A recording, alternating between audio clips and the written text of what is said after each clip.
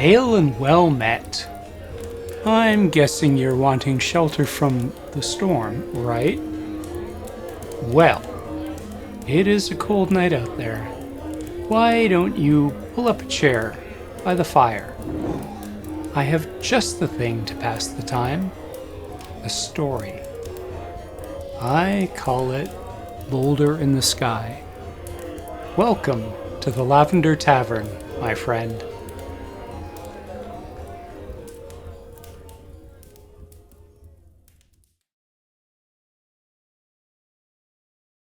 Thank you for bringing me my food. Please have a seat while I get your gold. Why do I have my arms raised? That's a good question. Do you have a minute? Do you see that man across the gorge, right across from us?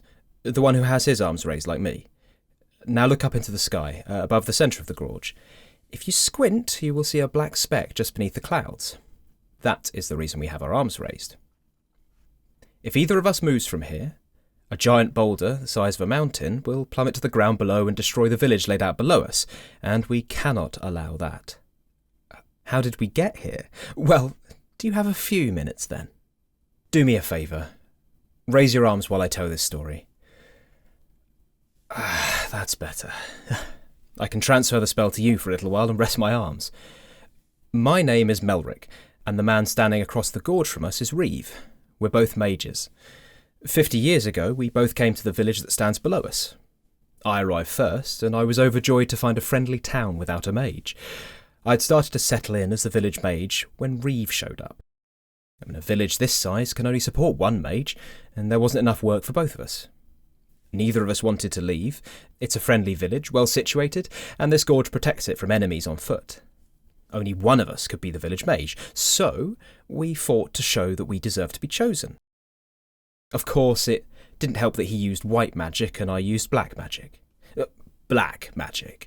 People believe it's an evil thing. The word black has taken on such negative meanings. Black cats, blackmail, being blackballed. But black magic is simply another type of magic. White magic is performed for the good of a community, and black magic is performed for the good of an individual. If you would like a fruitful harvest, or good weather, or a happy festival, use the weaker white magic. To heal a sick elder, cast a love spell, or bring wisdom to one who is addled, that is my speciality. The much more powerful black magic. But white magic and black magic both use the same tools, the same equipment, and the same ingredients. Only the spells are different. There is only so much adder's tongue, feverfew, and so on that grows around a small village, and in order to do our work, Reeve and I had to work together to catch the reptiles and animals, plant and harvest the herbs, and so on. We had to trust each other enough to share what we gathered, and so we developed a grudging respect. Then we began to spend more time with each other, and before we knew it, we were lovers. This over the course of 3 years. Despite our differences, we spoke the language of magic to each other. When two mages come together as one, imagine a broken egg becoming whole, two halves no longer separated. Mended, reunited, completed. I can't explain it better than this. Why does Reeve have that angry look about him? A bit more of the story and you will know. We loved each other, Reeve and I. But in our competition, we grew to hate each other's beliefs. White magicians like Reeve are weak. They give and give and give and lose themselves in their spells. And he hated my black magic because he thought, wrongly, that it was evil.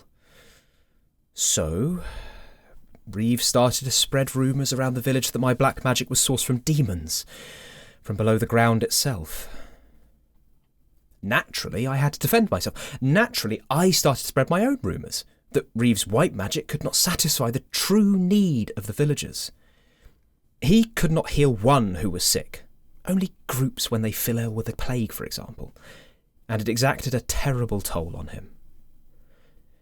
We both continued to work our spells, and as time went on, the ingredients we needed started to become scarce. Most of the villagers did not care. They were happy to have two sources of powerful magic in the village. And at some point, we stopped working together to gather the ingredients. Instead, we hoarded what we could scavenge. The affection and respect we had once felt for each other turned to hatred. And now you see why Reeve's face is so grim.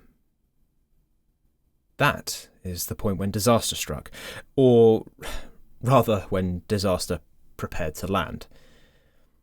1,000 years ago, in times when all humans had the power of magic, our village had been at war with another village. Who knows the reason? It was lost to history. The other village used their combined mental powers and launched a great boulder towards us. And 1,000 years ago, our village cast a spell that would keep the boulder hanging in the sky, even further up than it is today. The spell would protect our village from destruction for an eternity. At least as long as the spell continued to be powered by the substances scattered around the village, the hangman's rope, the agrimony, and so on. The very substances Reeve and I had been harvesting and using in our work. 1,000 years later, there was no one left who remembered their original purpose. The 1,000-year-old spell eventually shattered, and the boulder began to plummet towards the frightened villagers. Reeve and I ran to either side of the gorge, and together we cast this temporary spell of holding fast.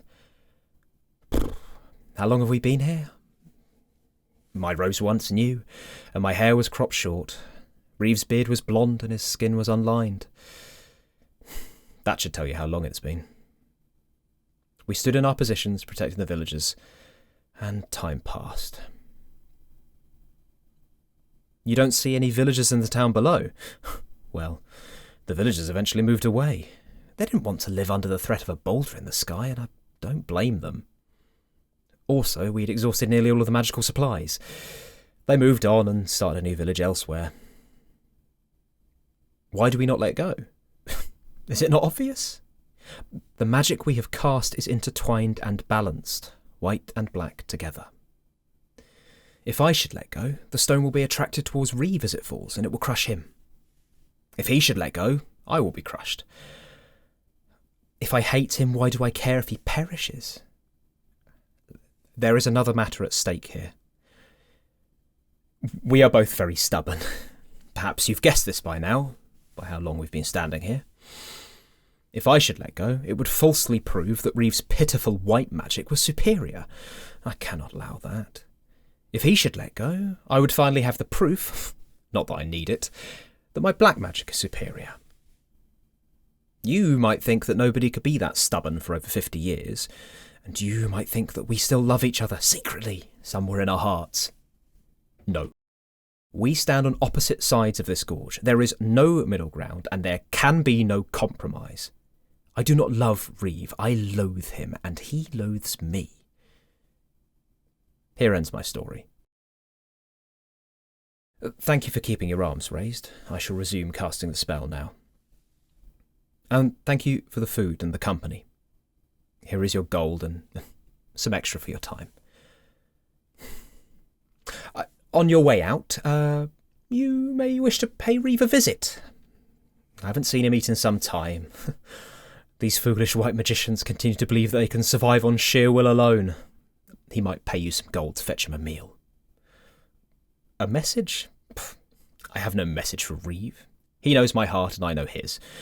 I will stand here facing him until this gorge collapses if I must. I'm sure he will surrender before then, of course. It's only a matter of time.